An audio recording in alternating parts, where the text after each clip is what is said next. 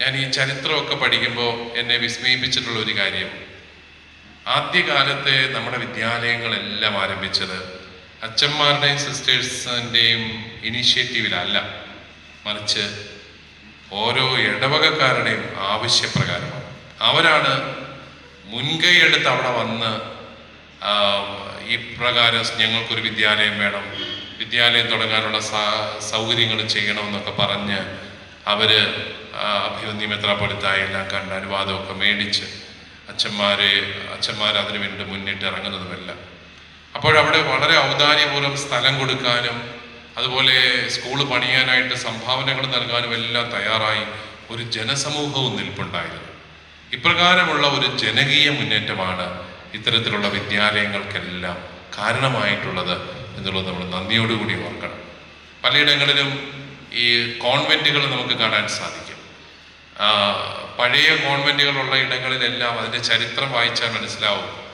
ഇടവകക്കാര് നിർബന്ധം പിടിക്കുകയാണ്, ഞങ്ങൾക്കൊരു കോൺവെന്റ് വേണം, ഞങ്ങളുടെ പെൺകുഞ്ഞുങ്ങളെ പഠിപ്പിക്കാൻ ഞങ്ങൾക്ക് സിസ്റ്റേഴ്സിനെ വേണമെന്ന് പറഞ്ഞ് അവിടെ ചെന്ന് വിളിച്ചുകൊണ്ട് വന്ന് അവർക്ക് സൗകര്യങ്ങൾ ചെയ്തു കൊടുത്താണ് ആരംഭിച്ചത്.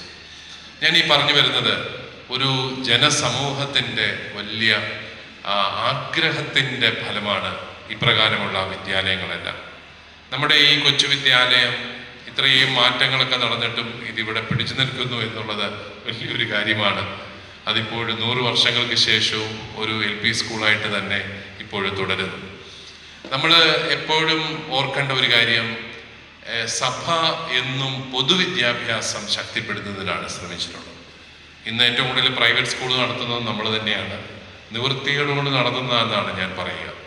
നമുക്കെപ്പോഴും വിദ്യാഭ്യാസ സ്ഥാപനങ്ങൾ വളർത്തണമെന്ന് തന്നെയായിരുന്നു ആഗ്രഹം. നമ്മുടെ എയ്ഡഡ് സ്കൂളുകളെല്ലാം അതിൻ്റെ ഒരു വലിയ മാതൃകയാണ്.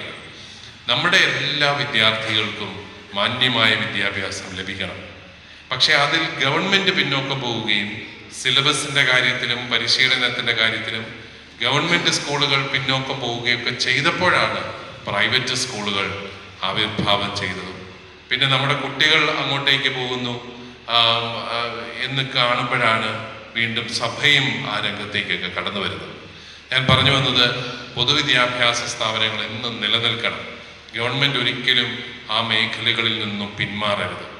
ഇപ്പോഴീ പ്രൈവറ്റ് യൂണിവേഴ്സിറ്റി ഒക്കെ അനുവദിച്ച് പതുക്കെ കോളേജ് രംഗത്തു നിന്നൊക്കെ, എയ്ഡഡ് കോളേജ് രംഗത്തു നിന്നൊക്കെ ഗവൺമെൻറ് പിന്മാറാനാണോ എന്നുള്ള ചെറിയ സംശയങ്ങളൊക്കെ നമുക്കുണ്ട്. സ്വാഭാവികമായിട്ടും ഇത്തരത്തിലുള്ള യൂണിവേഴ്സിറ്റികൾ വരുമ്പോൾ നമ്മുടെ കോളേജുകളിലെ വിദ്യാഭ്യാസ സ്ഥാപനങ്ങളിലെ അഡ്മിഷൻസ് കുറയും, അപ്പോൾ അവിടെ ടീച്ചിങ് പോസ്റ്റ് കുറയുന്നു.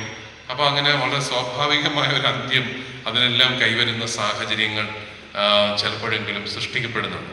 പക്ഷേ എനിക്ക് എപ്പോഴും പറയാനുള്ളത്, നമ്മളെല്ലാവരും ആഗ്രഹിക്കുന്നു നമ്മുടെ പൊതുവിദ്യാഭ്യാസ സ്ഥാപനങ്ങളെല്ലാം നന്നായിട്ട് നിലനിൽക്കണം. നമ്മുടെ ഗവൺമെൻറ് സ്കൂളുകൾക്ക് സൗകര്യങ്ങൾ കൂടുകയും അവിടെ ഏറ്റവും നല്ല മികച്ച അധ്യാപകരുണ്ട് എന്നാണ് നമ്മുടെ എല്ലാവരുടെയും വലിയ ധാരണ. കാരണം PSC പരീക്ഷയൊക്കെ എഴുതി കൃത്യമായിട്ട് നിയമനമൊക്കെ നടത്തിയാൽ ഏറ്റവും മിടുക്കരായിട്ടുള്ളവർ പഠിപ്പിക്കുന്നത് ഗവൺമെൻറ് വിദ്യാലയങ്ങളിലാണ്. പക്ഷേ എന്തുകൊണ്ടാണ് അവിടെ വിദ്യാർത്ഥികൾ കുറയുന്നത് എന്ന് നമ്മളെല്ലാവരും ശരിയായ രീതിയിൽ പഠിക്കേണ്ടതാണ്. അത് കഴിഞ്ഞാൽ പിന്നെ മിടുക്കരായിട്ടുള്ളവർ പഠിപ്പിക്കുന്ന ഇടം എയ്ഡഡ് സ്കൂളുകളാണ്. ഇവിടെ ഒന്നും കിട്ടാത്തവരാണ് കൂടുതലും പ്രൈവറ്റ് സ്കൂളുകളിൽ പോകുന്നത്. പക്ഷെ അവിടെയാണ് ഏറ്റവും കൂടുതൽ വിദ്യാർത്ഥികളും, അവിടെയാണ് ഏറ്റവും നല്ല റിസൾട്ടും, അവിടെയാണ് ഏറ്റവും കൂടുതൽ അത്തരത്തിലുള്ള സ്കൂളുകൾക്കാണ് വളർച്ച. അതൊരു വലിയ വൈരുദ്ധ്യമായിട്ട് തോന്നും. ഏറ്റവും മിടുക്കർ പഠിപ്പിക്കുന്ന സ്കൂളുകളിൽ കുട്ടികൾ കുറയുകയും അത്ര മിടുക്കരല്ലാത്തവർ പഠിപ്പിക്കുന്ന സ്കൂളുകളിൽ കുട്ടികൾ കൂടുകയൊക്കെ ചെയ്യുമ്പോൾ മിടുക്ക് മാത്രമല്ല പ്രധാനപ്പെട്ട മാനദണ്ഡം, മറിച്ച് അർപ്പണബോധം വേണം, കുട്ടികളുടെ ഭാവിയെക്കുറിച്ചുള്ള വലിയ കരുതൽ വേണം. പിന്നെ കുട്ടികളുടെ നന്മ, അത് കുട്ടികൾ ഓരോരുത്തരും മിടുക്കരായിട്ട് വരണമെന്നുള്ളൊരു വലിയ ആഗ്രഹം ഒക്കെ വേണം. അതൊക്കെ ഉണ്ടെങ്കിൽ മാത്രമേ നമ്മുടെ വിദ്യാലയങ്ങൾ നിലനിൽക്കത്തുള്ളൂ.